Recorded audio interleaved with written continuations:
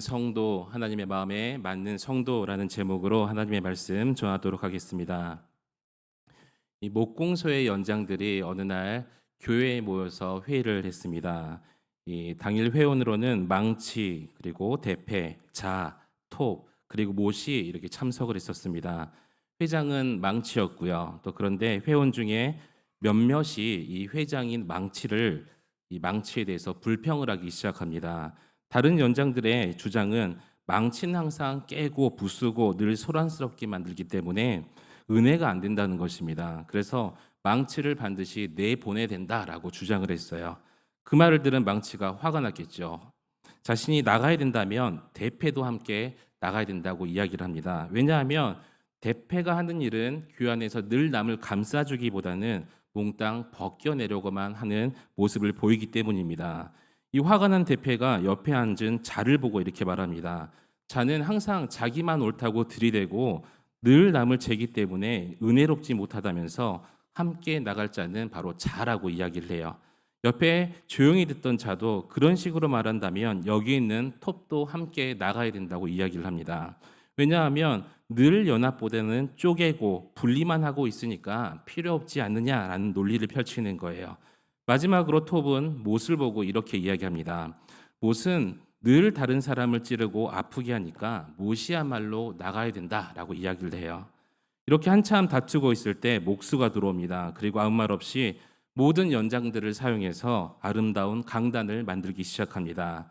서로 약점만 있는 줄 알았었는데, 서로 못난 모습만 있는 줄 알았었는데, 연장들은 서로가 좋은 일에 쓰임을 받는 사실에 서로 감탄하며 좋아했습니다. 여러분, 사실 우리도 이렇게 연약한 또 쓸모없는 연장에 불과한 사람들입니다. 하지만 우리가 낙심하지 않는 이유는 우리의 훌륭하신 또 목수 되신 예수님이 계시기 때문입니다. 그 주님이 우리를 사용하시기 때문에 지금 이 자리에 또 저와 여러분을 부르신 줄 믿습니다. 우리 한번 인사하실까요? 주님이 아름답게 사용하십니다. 우리 한번 더 인사하십시다. 주님이 아름답게 사용하십니다. 먼저 오늘 본문은 바울이 이 안디옥에서 전도를 합니다. 전도 설교를 하는 중에 바울은 메시아를 고대했던 구약의 선지자들에 대해서 소개를 하지요. 그리고 그들이 기다렸던 메시아가 십자가에 달려 죽으신 예수 그리스도라고 설교를 합니다. 그런데 바울은 구약의 메시아를 기다렸던 인물 중에 한 인물을 소개하는데 바로 오늘 본문에 다윗을 말하고 있습니다. 다윗을 소개하면서 하나님의 마음에 맞는 사람이라고 소개를 하죠. 여러분, 먼저 저와 여러분 인생이 하나님의 마음에 꼭 맞는 그런 멋진 사람들이 되시기를 우리 주님의 이름으로 간절히 축원합니다. 이 사람들은 마음에 맞는 사람을 얼마나 많이 만나는지를 보면서 만남의 축복을 누린다라고 이야기를 합니다. 아무리 겉으로는 아는 친구들이 많아 보여도 사실 마음에 맞는 친구들은 그리 많지 않죠. 부부간에도 사람들은 마음에 맞는 부부가 정말 행복한 부부라 이렇게 이야기를 합니다. 그래서 사람들이 결혼할 때 인물도 보고 능력도 보고 이 돈도 보고 결혼하지만 이혼할 때 못생겨서 이혼한다고 말하는 사람은 단 한 명도 보지 못했습니다. 모두 마음이 맞지 않아서 결국 성격 차이야라고 이혼을 하죠. 그만큼 마음이 맞는다는 것은 너무나도 우리가 살아가는 인생 속에 중요한 것 같습니다. 사람에게도 마음이 맞는 사람과 만남은 중요하지만 더 중요한 마음에 맞는 만남이 있습니다. 바로 하나님과의 만남이겠죠. 저는 하나님이 저와 여러분을 보실 때 하나님 마음에 꼭 맞는 그런 인생 되시기를 우리 주님의 이름으로 축원합니다. 왜냐하면 하나님의 마음에 맞기만 하면 그 인생은 이미 복된 인생이기 때문입니다. 믿음의 사람들이 세상에서 여전히 성공하지 못하는 이유는 사실 실력이 없고 열심히 안 해서가 아니라 하나님의 마음에 아직 들지 않았기 때문입니다. 그래서 반드시 믿음의 사람은 하나님 마음에 흡족한 사람이 되어야 되겠죠. 여러분, 자녀도 아무리 돈이 있어도 주지 못하는 것이 올바르게 쓰는지 여전히 이 자녀에 대한 확신이 없기 때문에 우리 부모로서 자녀에게 큰 것을 맡기지 못합니다. 그러나 부모의 마음에 신뢰만 주어준다면 그까짓 거 돈, 부모가 가진 것을 주지 못할 이유가 전혀 없다는 것이죠. 이와 동일합니다. 우리가 하나님 마음에 합당하기만 하면 우리 남은 인생은 이미 복받은 인생이 될 줄 믿습니다. 오늘 본문은 하나님의 마음에 맞는 사람을 통해서 하나님께서 그 뜻을 또한 다 이루신다고 말씀하고 계십니다. 여러분, 하나님 마음에 적합한 인생으로 하나님께 인정받으시고 또 하나님의 뜻이 여러분의 삶을 통해서 이제 7월입니다. 2023년 이 하반기에는 반드시 그 하나님의 뜻이 이루어질 수 있기를 우리 주님의 이름으로 간절히 축원합니다. 그렇다면 하나님의 마음에 맞는 일꾼, 이 성도는 어떤 성도일까요? 저는 오늘 몇 곳의 말씀을 더 인용해서 하나님의 마음에 맞는 성도의 모습, 하나님 나라의 큰 일꾼, 청지기의 모습을 함께 살펴보도록 하겠습니다. 이 첫 번째로 하나님의 마음에 맞는 성도의 모습은 교회와 목회자를 사랑하는 성도입니다. 빌립보서 2장 2절 말씀 함께 읽도록 하겠습니다. 시작.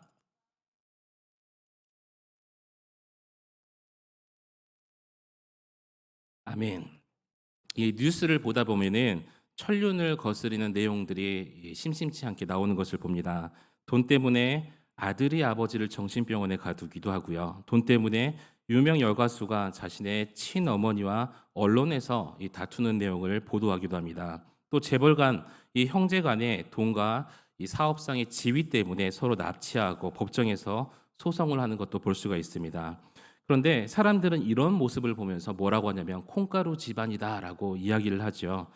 예, 제가 이 혹시나 해서 콩가루 집안을 이 국어 사전에 검색을 해봤어요. 근데 정말 콩가루 집안이라는 단어가 있었습니다. 사전은 이렇게 콩가루 집안을 정의를 해요. 집안에 분란이 일어나거나 가족 구성원 모두가 제멋대로여서 엉망진창이 된 집을 이르는 말. 정확한 말이죠.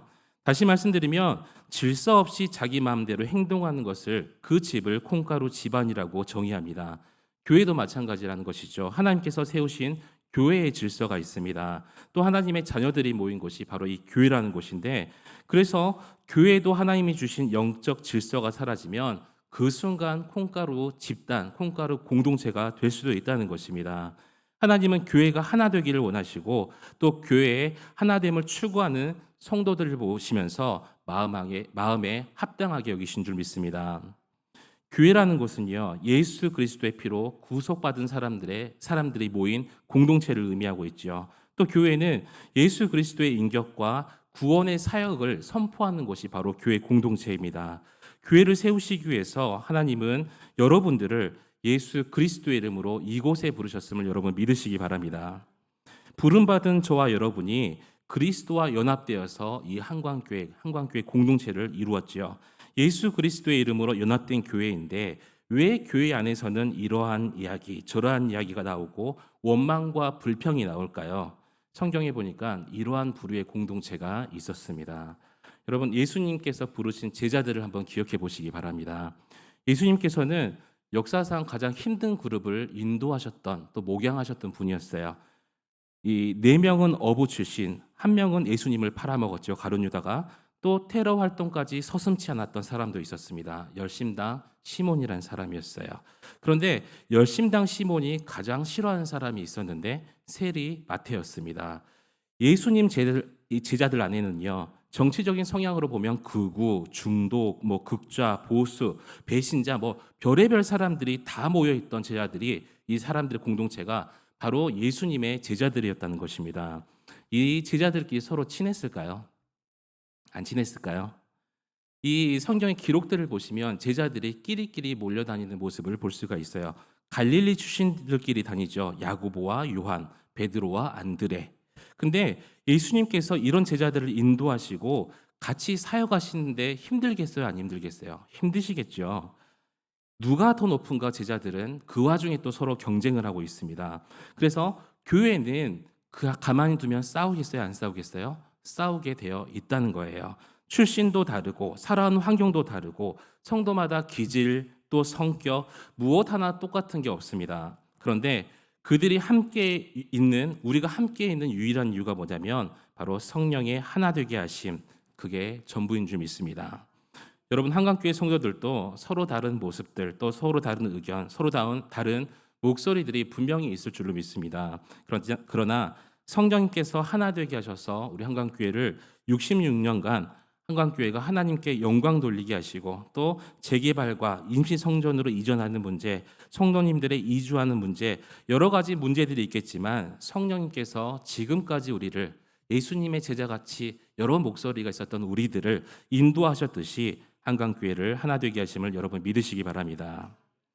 하나님의 복을 받는 사람은 불평하고 원망하는 사람이 아니라 이 사람도 마찬가지죠. 서로 격려해주고 칭찬하는 사람을 좋아합니다. 마찬가지로 하나님도 믿음으로 달려가는 사람에게 복 주심을 여러분 믿으시기 바랍니다. 여러분 교회에서도 이 교회에서 성도의 의미는 가정의 어머니와 같은 역할입니다. 사람들은 그래요. 권사님이 교회의 어머니다. 장로님이 그런 역할을 하는 거야. 그렇고 또 신앙의 연수가 오랜 되신 분들만 교회의 어머니가 되는 것이 아니라 교회 안에서는 성령 안에서 서로가 어머니가 되어서 그런 마음으로 서로를 챙겨주고 보살펴 주어야 된다는 것입니다. 그런데 만약 늘 어머니가 아버지가 하는 일에 불만이며 자녀들에게 아버지의 흉을 본다면 그 가정은 결코 건강한 가정이라고 할 수가 없겠죠. 마찬가지로 교회의 성도라면 교회의 불평과 성도의 불평을 말해서는 안 된다는 것입니다. 그래서 제가 전도 대학 이 강의할 때도 우리 권사님들에게 전도자는 절대로 교회에 대해서 또 특별히 목회자에 대해서 장로님, 권사님들에 대해서 험담하지 말고 비방하지 말라고 권면을 했습니다. 앞에서 뒤에서 험담, 불평 이런 거 하면은 누가 도대체 그 말을 듣고 교회에 나오고 싶어 하겠습니까? 이 성도는 또 직분자는 날마다 교회 자랑, 또 목사님 자랑, 장로님, 권사님, 집사님 자랑에 앞서야 될 줄 믿습니다. 그럼 한번 따라 해보실까요? 좀 약간 오글거리긴 하지만 우리 목사님 최고. 조금만 더 크게 볼게요. 우리 목사님 최고. 우리 장로님 최고. 우리 권사님 최고. 우리 집사님 최고. 우리 성도님 최고. 아멘인 줄 믿습니다.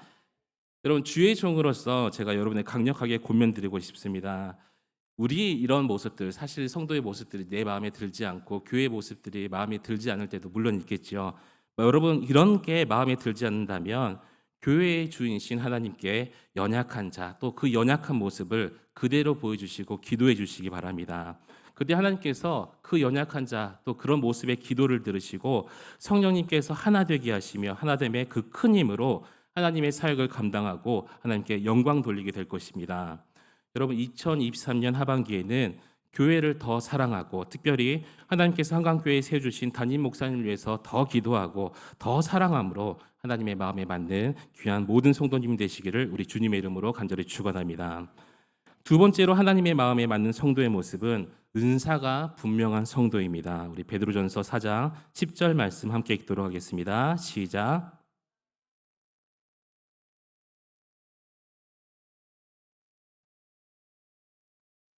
아멘. 이 한국 직업능력개발원에서 대졸자들에게 물었어요. 그랬더니 이 10명 중에 3명은 자신이 공부했던 전공과 무관한 삶을 살고 있다. 이런 일을 하고 있다라고 응답을 했습니다. 사실 대학은 내가 가고 싶어서 가기보다는 성적에 맞춰서 가는 경향이 있죠. 종종 성도님들과 식사 교제를 하면 저에게 가끔 물어보시는 질문이 있어요. 사역이 힘들지 않냐라고 물어보십니다. 교회를 잘 모르시는 분들은 이 목사라는 이 직책을 볼 때 좋아 보이고 또 편해 보이는 직업으로 생각하는 사람들도 있습니다. 그래서 대형교회 청년들이 가장 원하는 직업이 뭔지 아세요? 목사예요. 또 여자 청년들이 가장 원하는 직업이 뭔지 아세요? 사모님입니다. 제가 어떤 전도사님께 물어보니까 신학교에서도 연애를 하려면 대형교회 전도사 정도는 돼야 연애를 할 수 있다. 이런 웃기고 좀 슬픈 이야기를 들었습니다. 하지만 이렇게 보이는 모습이 이 목사님들의 전부는 아니라는 것이죠. 제가 아는 많은 목사님들은 공통적으로 머리숱이 많이 적으세요. 대머리이신 분도 있고요. 또 각종 위장병과 스트레스, 또 우리 목사님도 목 디스크 때문에 많이 좀 힘들어하셨죠. 심지어 어떤 이 상담사는 뭐라고 이야기하냐면 이런 목사님들의 고충보다 사모님들은 10배 이상 힘들다라고 이야기하시는 상담사들도 있습니다. 그러나 물론 이 모든 고충들은 하나님의 은혜로 모두 이겨내죠. 만약 저도 하나님이 목사로 부르지 않으셨다면 목사하지 않고 집사, 장로하면서 제가 하고 싶은 사업, 일자리 이런 거 하면 살았을 것 같아요. 그리고 돈 많이 벌어서 하나님께서 원하시는 일들 후원 많이 하고 헌금 많이 하고 싶은 대로 열심히 신앙생활하면서 살았을 것 같습니다. 그런데 하나님께서는 저를 목사로 부르셨지요. 제가 목사하기 싫다고 다른 일을 택한다면 하나님께서 저를 청지기로 세우셨는데 그 사명을 다하지 못하는 자가 될 것입니다. 교회에서 하나님이 저와 여러분을 성도로 부르시는 것은 내가 좋아서 또 다른 사람에게 좋아 보이기 위해서가 아니라는 것이죠. 바로 섬기기 위해서입니다. 여러분, 성도가 되었다는 것은 그 교회로, 우리 한강교회로 하나님이 보내신 이 사명들을 잘 감당하라는 이 청지기의 모습으로 우리를 이곳에 보내셨습니다. 그래서 이 청지기는 한 집을 맡아서 주인이 맡기신 그 일을 처리하고 관리하는 자들이죠. 마찬가지로 한강교회 성도가 되었다는 의미는 이제 한강교회에서 뿌리를 내리고 청지기로서 한강교회에 맡겨주신 그 사명에 목숨을 걸고 임해라는 것입니다. 여러분, 하나님께서 여러분들을 한강교회 청지기로 임명하셨음을 여러분 믿으시기 바랍니다. 그런데 하나님께서 여러분들을 한강교회 청지기로 세우시면서 그냥 세우신 게 아니라 은사를 주셨습니다. 여러분, 각자에게 주신 하나님의 특별한 은사라는 게 있다는 것이죠. 어떤 분은 전도의 은사가 있고요. 어떤 분은 기도의 은사, 또 어떤 분은 반주의 은사, 어떤 분은 가르치는 은사와 봉사의 은사가 있습니다. 이런 다양한 은사, 이 은사를 우리 교회에서 섬기며 사용해야 된다는 것이죠. 그때 하나님께서는 여러분의 삶만 복 주시는 것이 아니라 그 은사를 더 크게 활용할 수 있도록 기회와 축복도 주심을 여러분 믿으시기 바랍니다. 여러분, 직분자는 더 이상 섬김만을 받는 자리가 아닙니다. 여러분, 청지기는 각각의 작은 섬김의 자리에서 교회를 섬기면서 또 하나님께 영광 돌리는 자리가 바로 청지기의 자리라는 것이죠. 여러분, 하나님께서 저와 여러분에게 주시는 은사가 때때로 힘들고 또 때때로 어려운 난관이 있을지라도 충성되고 선한 청지기답게 우리의 손과 발을 통해서 하나님의 영광을 드러내므로 하나님의 마음에 맞는 성도가 되시기를 우리 주님의 이름으로 간절히 축원합니다. 마지막 세 번째로 하나님의 마음에 맞는 성도의 모습은 신앙의 의무를 다하는 성도입니다. 우리 에스겔 18장 9절 말씀 함께 읽도록 하겠습니다. 시작. 내 율례를 따르며 내 규례를 지켜 진실하게 행할진대 그는 의인이 반드시 살리라. 주 여호와의 말씀이니라. 아멘. 이 성도를 말할 때 기본적인 의미가 무엇이냐면 하나님의 말씀에 순종하는 사람을 성도라고 부릅니다. 더불어 신앙의 의무를 다하는 사람을 성도라고 부릅니다. 여러분, 성도의 가장 기본적인 것이 무엇일까요? 바로 주일 성수겠죠. 교인의 가장 기본적인 의무가 바로 이 주일 성수입니다. 그런데 오늘날 많은 교인들은 주일 성수를 너무나도 가볍게 여긴다는 것이죠. 주일 성수가 가볍게 여기지니까 다른 공예배는 어떻겠습니까? 해도 그만, 안 해도 그만이라고 생각하시는 분들도 있다는 것입니다. 하지만 주일 성수가 무너지게 되면 우리의 영적인 배수진도 함께 무너지게 되어 있습니다. 저는 과거를 되돌아보면서 지금 대한민국이 왜 이렇게 축복을 받았는지 한번 이유를 살펴봤었는데 바로 우리가 복받은 이유가 바로 믿음의 선조들의 주일 성수 신앙 때문이라고 생각합니다. 물론 어떤 사람들은 너무 기복적이지 않느냐, 너무 율법적이지 않느냐라고 비난할 수도 있습니다. 하지만 분명한 것은 뭐냐면 그 예전에 우리 믿음의 선조들, 저희 어머니, 할머니 시대 그 믿음의 모습들은 우리가 결코 쉽게 흉내낼 수 없는 거룩한 신앙이었다는 것이죠. 불과 몇십 년 전만 해도 성도들은 주일 되면 새벽부터 저녁까지 온종일 교회에서 예배하고 하나님의 말씀 나누고 같이 식사의 교제 나누고 성도의 교제 나누면서 하나님을 찬양하고 영광 돌리는 그 하루를 보냈었습니다. 교회 밖에서는 이 급한 일 외에 10원짜리 한 장도 쓰지 않았던 그런 믿음을 가졌던 성도님들이 계셨고요. 저도 어렸을 때는 TV조차도 주일날에는 틀 수가 없었어요. 토요일 밤이면 1,000원짜리, 그때 당시도 주일학교 헌금이 1,000원이었고 지금도 1,000원인 것 같아요. 근데 그 어머니께서 달인질을 하시는 그 모습을 지금도 기억하고 있습니다. 정말 목숨처럼 나의 목숨을 걸고 주일 성수를 하고요. 또 그 주일을 거룩하게 지켰었습니다. 심지어 주일에 국가고시나 공무원 시험이 있어도 응시할 생각은 아예 생각도 하지 않았었어요. 물론 이를 보면서 미련하다 또 이렇게 말씀하시는 분도 있지만 하지만 저는 그 순수한 믿음을 하나님께서 흡족하게 보셨기 때문에 결국 그 자녀들이 복을 받고 후손들이 잘 되어지는 삶을 살고 있다고 믿습니다. 이 1994년에 아버지께서 중국 선교사로 파송받아 가실 때 저는 제가 국민학교 마지막 세대예요. 국민학교 6학년이었습니다. 저의 형은 연년생이어서 중학교 1학년이었어요. 아버지께서 형에게 물으시더라고요. 아빠랑 같이 중국 갈래? 아니면 한국에서 공부할래? 이 중학교부터는 본격적으로 공부를 시작해야 되는 나이기 때문에, 그리고 중국 교육에 대해서 딱히 아는 정보가 없었어요. 그래서 형에게 선택권을 주셨던 것 같습니다. 결과적으로 가족 전체가 중국에 가서 이 선교 사역을 감당을 했었는데, 막상 중국에 가보니까 수업을 들으려고 해도 알아들을 수가 없어요. 한 1년, 1년 반을 고생한 것 같아요. 정말 힘들었던 이 몇 년의 시간을 보냈던 것 같습니다. 언젠가는 한국 나도 가야 되는데 라는 생각이 어린 나이에 들었고, 난 한국 학교 가면은 잘 적응할 수 있을까라는 생각이 들기도 했어요. 그래서 선교사님들에게 가장 어려운 숙제가 뭐냐면 자녀 교육 문제이기도 합니다. 그런데요, 하나님께서는 하나님을 위해서 사역하는 하나님의 사람들을 그냥 내버려 두지 않으심을 여러분 믿으시기 바랍니다. 저희 사명자 중에서 저와 동생은요, 이제 다 부목사이지만 목사님이 되었고요. 또 큰형은 평신도 선교사로 부르심을 받아서 이 사명제가 하나님의 일을 감당하는 이 은혜를 허락하셨습니다.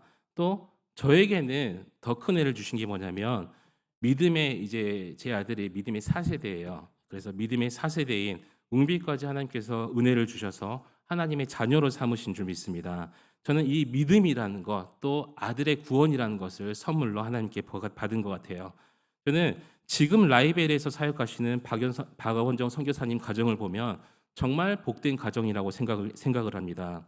정말 신혼이고 어린 자녀 3명까지 있는 가정인데, 사명 주시니까 오직 하나님께서 기뻐하신만을 바라보면서 선교지로 향했던 그 박원정 선교사님의 발걸음, 그 속으로는 어떤 생각을 하고 계셨을까요?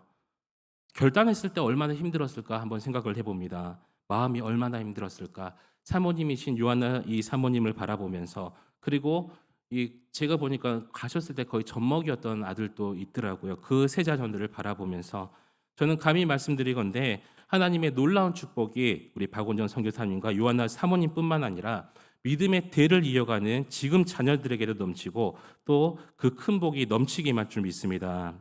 이 박원정 선교사님, 또 요한나 우리 사모님 이 방송 보고 계시면 힘내시기 바랍니다. 마찬가지로 만약 지금 여러분이 믿음의 2세대, 믿음의 3세대, 4세대라면 지금 삶은 우리 부모의 기도와 믿음의 열매라는 것이죠. 하지만 만약 여러분이 믿음의 1세대라면 여러분의 자녀의 세대는 지금 여러분의 기도와 믿음의 열매로 살아가게 될 것입니다. 여러분, 신실하신 믿음으로 여러분에게 맡겨진 신실한 의무, 하나님과 교회 앞에 다하시기를 주님의 이름으로 축원합니다. 그럴 때 하나님께서 우리에게 복 주실 뿐만 아니라 자녀에게도 복을 주신다는 것이죠. 이제 말씀 맺도록 하겠습니다. 여러분, 교회의 직임이 무엇이라고 생각합니까? 많은 분들은 교회의 직임을 그저 자신이 복 받기 위해서 나에게 복 주는 곳, 성도들에게 복 줘야 되는 곳이라고 생각하면서 다니신 분들도 있습니다. 하지만 교회론에 보면 교회의 직임을 이렇게 말씀합니다. 첫 번째는 하나님을 예배함, 두 번째는 복음을 증거함, 세 번째는 믿는 자들의 사귐, 네 번째는 이웃을 섬김입니다. 그렇다면 성도의 직분은 무엇이겠습니까? 하나님의 자녀에게 주신 은혜이며, 그 직분을 통해서 하나님을 예배하고 복음을 증거하고 성도 간의 귀한 섬김이 있고 이웃을 사랑하는 것이 성도의 직분일 줄 믿습니다. 오늘 저와 여러분을 하나님께서 부르셨습니다. 그리고 하나님께서 부르신 이유는 바로 교회를 세우며 또 연약한 성도를 돌보기 위함입니다. 여러분, 이를 위해서 우리 환강교회가 주님 오시는 그날까지 같은 방향을 바라보며 달려갈 수 있기를 바랍니다. 더불어 여러분의 은사를 통해서 하나님께 영광 돌리며 교회의 아름다운 야긴과 보아스와 같은 기둥들이 되시기를 우리 주님의 이름으로 간절히 축원합니다. 마지막으로 주님이 말씀하시는 교회의 이 교인으로서 성도로서의 의무를 누구보다도 잘 감당하고 잘 실천함으로써 하나님의 마음에 맞는 합당한, 또 하나님께서 기뻐하시는 저와 여러분 되시기를 우리 주님의 이름으로 간절히 축원합니다. 우리 시간 다 같이 말씀 붙들고 기도하시기 원합니다. 하나님, 하나님의 마음의 성도가 되기 원합니다. 하나님, 성도로서 아버지 교회의 목회자를 사랑하는 자 되게 하여 주시옵시고, 아버지 성도로서 주신 은사를 잘 활용할 수 있는 성도 되게 하여 주시옵시고, 아버지 성도로서 신앙의 의무를 다하는 자 되게 하여 주시옵소서. 다시 주님의 이름을 한번 부르짖고 기도하시겠습니다. 주여, 하나님 아버지 감사를 드립니다. 오늘도 이렇게 우리에게 귀한 말씀 허락하여 주시고 또 말씀 붙잡고 기도하게 하심에 감사를 드립니다. 아버지 주신 말씀처럼 아버지 우리가 하나님의 맞는 마음에 맞는 성도가 되고 싶습니다.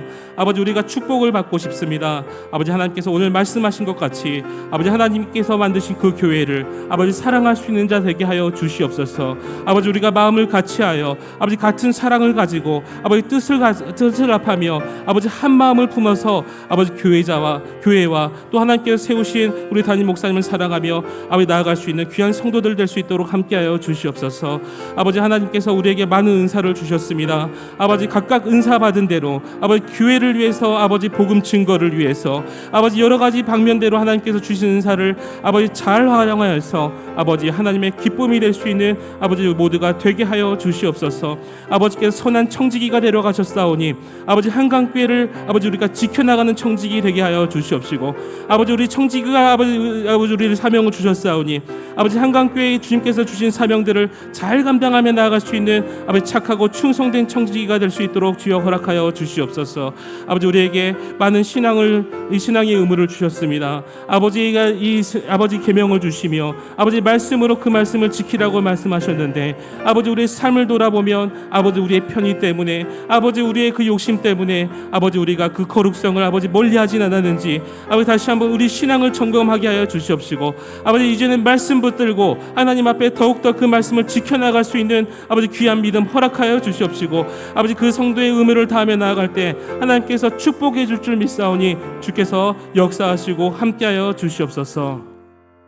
하나님 아버지 감사를 드립니다. 오늘 또 우리에게 말씀 허락하여 주시고 또 말씀으로 인하여 우리에게 은혜 주심에 감사를 드립니다. 아버지 주신 말씀 붙들고 또 일주일 동안 살아갈 것인데 아버지 성도로서의 삶을 잊지 않게 하여 주시옵시고 아버지 무엇보다도 자나깨나 교회 생각하게 하여 주시옵소서. 하나님께서 세우신 교회를 어떻게 하면 지켜나갈까? 아버지 어떻게 하면 아름답게 세워나갈까? 어떻게 하면 연약한 성도들을 돌볼 수 있을까? 아버지 고민하며 살아갈 수 있는 일주일 되게 하여 주시옵소서. 아버지 무엇보다도 세우신 담임 목사를 위해서 아버지 밤낮 끊임없이 기도하게 하여 주시옵시고 아버지 담임 목사님의 성령의 이 기름 부으심과 또 하시는 그 계획하시는 사역에 아버지 성령님의 인도하심을 위해서 아버지 늘 기억하며 기도로 통역하며 나아갈 수 있는 우리 모두가 되게 하여 주시옵소서. 아버지 한강교회에 많은 일들이 주어진 줄 믿습니다. 아버지 우리가 한 마음 되게 하여 주시옵시고 아버지 한 뜻 되게 하여 주시옵시고 아버지 산적해 있는 그 많은 일들을 성령님께서 인도하시는 대로 또 그 발걸음대로 아버지 한 걸음 한 걸음 걸어나가면서 아버지 오늘 주신 말씀처럼 하나님 마음에 맞는 성도, 하나님 마음에 맞는 교회가 될 수 있는 은혜를 우리에게 허락하여 주시옵소서. 돌아가는 발걸음도 지켜주실 줄 믿사오며 우리 구주 예수님의 이름으로 감사하며 기도드립니다. 아멘.